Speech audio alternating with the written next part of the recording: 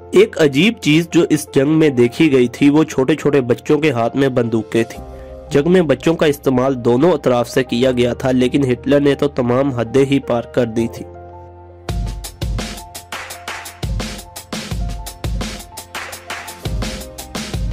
دوستو، یوں تو اڈولف ہٹلر کے کارناموں سے کون نہ واقف ہے، لیکن آج ہم آپ کو ہٹلر کا ایک ایسا واقعہ بتانے جا رہے ہیں جسے آپ اس کی بیوقوفی سمجھیے یا کچھ اور۔ واقعہ یہ تھا کہ ہٹلر نے جنگ عظیم دوم کے دوران 8 سال کے بچوں کی ایک فوج بنائی تھی جسے اس نے دشمن کے ساتھ لڑنے پر مجبور کیا تھا۔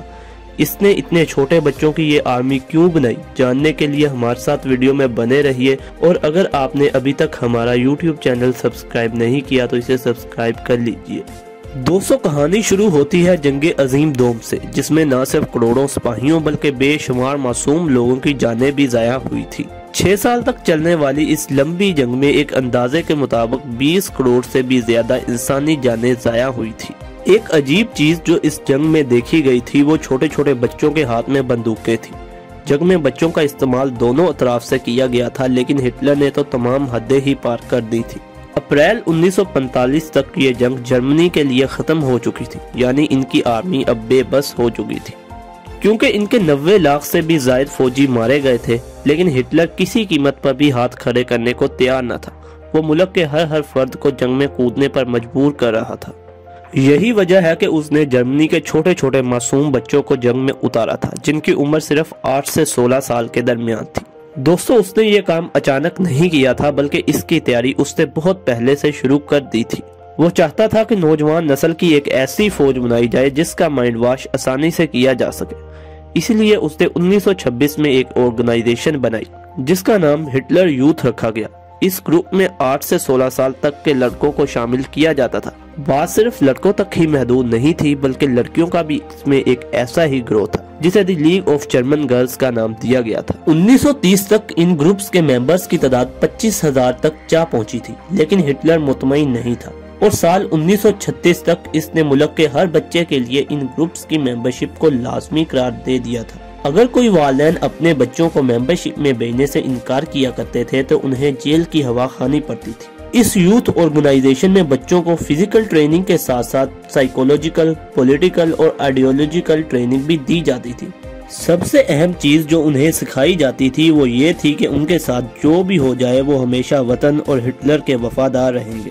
1939 میں جب جنگ شروع ہوئی تو ان بچوں کو کچھ بیسک ملٹری ٹریننگ دے کر میدان جنگ میں اتار دیا گیا۔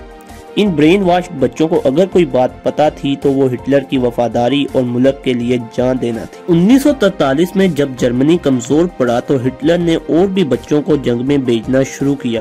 یہ بچے اتنے جوش سے لڑتے تھے کہ ہر کوئی حیرانی سے دنگ رہ جاتا تھا۔